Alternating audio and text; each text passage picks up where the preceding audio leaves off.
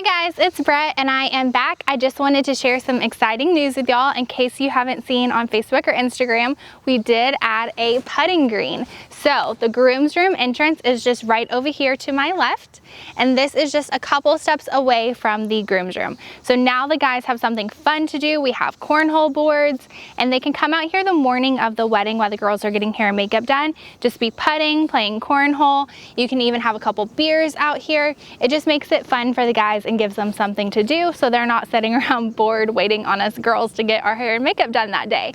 Another fun idea I wanted to share with y'all is we actually have caps that can go on top of the holes out here. And with the caps on, we can do a cocktail hour out here now.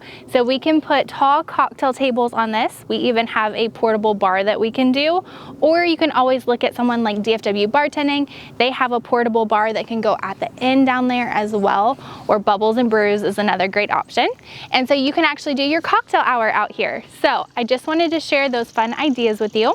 If you're coming to our open house on October 9th, you're gonna get to see what a cocktail hour out here would look like. So I hope to see y'all then. And in the meantime, come enjoy our putting green. Bye guys.